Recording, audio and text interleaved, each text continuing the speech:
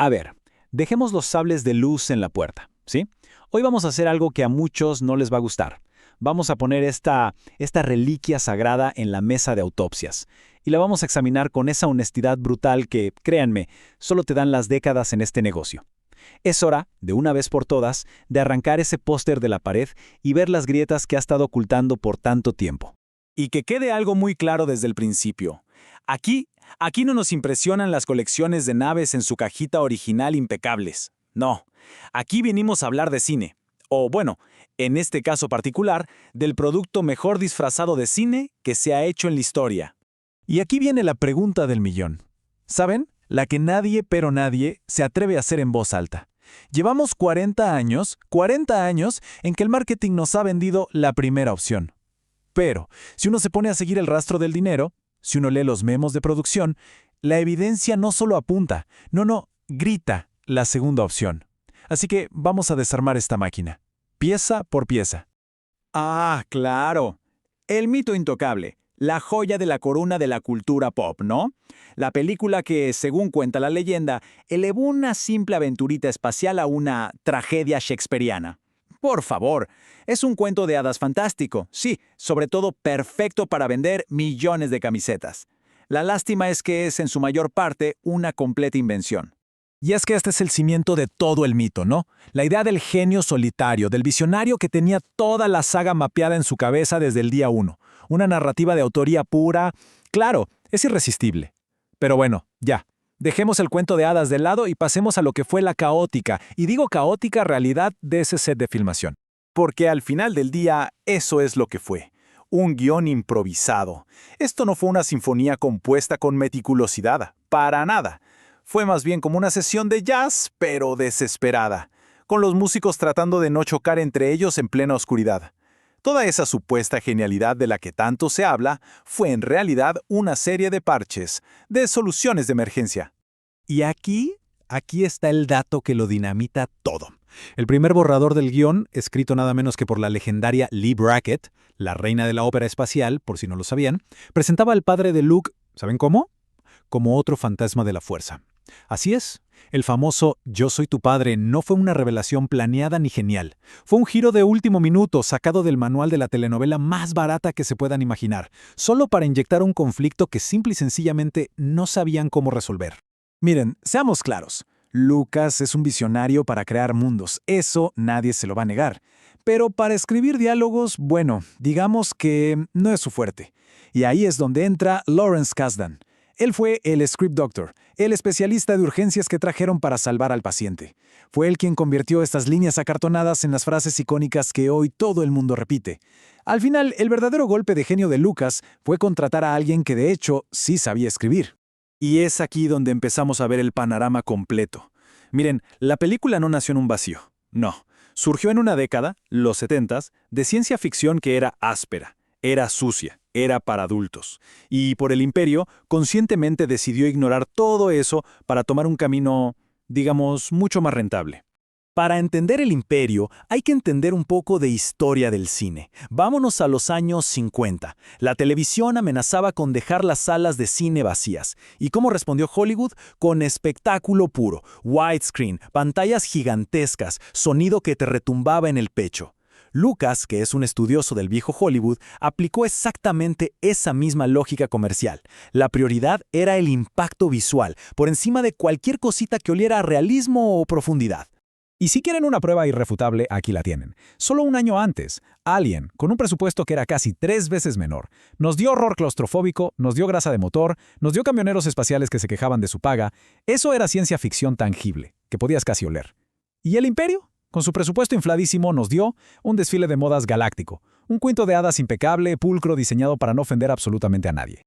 A ver, digámoslo de una vez y sin anestesia. George Lucas renunció a su sueldo de director en la primera película a cambio de una sola cosa: los derechos de la mercancía. Fue sin duda la jugada comercial del siglo. Para 1980 los juguetes ya eran un imperio en sí mismos. Así que piénsenlo, cada nuevo vehículo, cada personaje secundario con un casco que se veía cool, no estaba ahí para servir a la trama. No, estaba ahí para tener su propio empaque en la estantería de la juguetería. Punto. Entonces, si a pesar de todo esto, la película funciona, es por la gente que Lucas contrató. es por los profesionales que se partieron el lomo en el set luchando por darle un alma. Créanme, los verdaderos arquitectos de lo que funciona en esta película no estaban sentados en la oficina del productor. Estaban abajo, en las trincheras del set. Y es que Lucas, quizá en un rarísimo momento de autoconciencia, decidió no dirigirla él mismo. En su lugar, contrató a su antiguo profesor, Irving Kershner. Y Kershner era un director de actores, un cineasta de verdad, no un gerente de marca. Mientras tanto, Lucas supervisaba todo desde la comodidad de California, quejándose constantemente de los retrasos y del presupuesto que se disparaba. Y los reportes del set son clarísimos al respecto. Lucas quería una película de serie B, rápida, barata y al grano. Pero Kershner luchó, y luchó todos los días, por darles a las escenas peso emocional, por dejar que los actores respiraran, que vivieran sus personajes. Fue Kershner el que permitió la improvisación que nos dio el famoso «Lo sé, dejan solo», una línea que por cierto Lucas odiaba con toda su alma, pero que hoy define al personaje por completo. En resumen, Kershner salvó la película de la visión de su propio creador. Y luego está Yoda.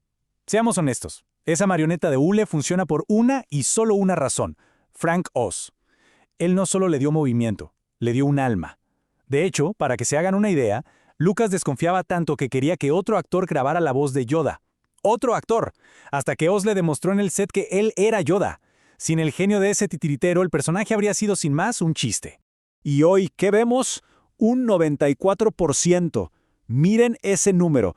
Un consenso casi unánime. El Evangelio de la crítica moderna la proclama, sin dudar, una obra maestra. Y para mí, esa es la prueba más contundente del poder que tiene la nostalgia para reescribir la historia a su antojo. Pero, ¿quieren saber qué se decía en su momento? Esto es lo que opinaba el crítico del New York Times, el periódico más influyente del mundo, el día de su estreno. La llamó una película tonta. Así como lo oyen, tonta. Muchos críticos de la época la vieron por lo que realmente era: un capítulo intermedio, un simple puente narrativo sin principio ni fin. Todo este estatus de obra maestra es una construcción cultural que vino después. Es pura y dura historia revisionista. Bueno, a ver, seamos justos por un momento. No todo es un truco de marketing. Hay que admitirlo. Dentro de toda esta enorme máquina comercial, hay algunas piezas de artesanía de verdad, genuina. Hay que reconocer que de vez en cuando, entre tanto cálculo y tanta estrategia, se les coló un poquito de arte. A ver, el final es audaz, eso hay que concederlo. Los buenos pierden y pierden feo. Son derrotados sin piedad. Para hacer eso, se necesitan agallas. Luego están los efectos prácticos. Esos caminantes, los AT-ATs, animados cuadro por cuadro, tienen un peso, una fisicalidad que el CGI de hoy simplemente no puede replicar. Y la música de John Williams, bueno, ¿qué decir? Sin la marcha imperial, seamos sinceros, Darth Vader es solo un tipo con problemas de respiración dentro de un disfraz negro. Entonces, ¿dónde nos deja todo esto? Una vez que le quitamos todas las capas de nostalgia, una vez que raspamos todo el marketing, ¿qué es lo que queda realmente en el celuloide? Lo que queda es una película decente, una pieza de entretenimiento que está, sí, impecablemente ejecutada. Quizás sea la mejor de toda la saga. ¿Pero una obra maestra del cine? Por favor, es una telenovela intergaláctica, una ópera espacial, con toda la simpleza emocional y el melodrama que esa palabra implica.